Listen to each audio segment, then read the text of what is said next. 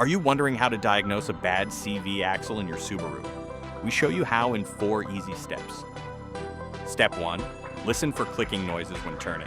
Drive at low speed and turn the steering wheel fully left and right.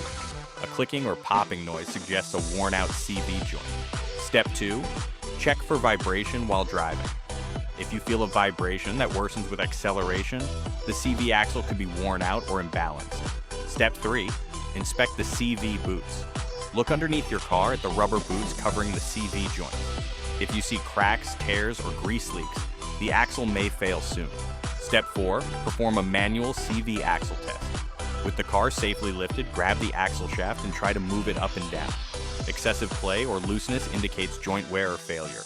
If your CV axle shows these signs, it's time to replace them with high-quality OEM parts.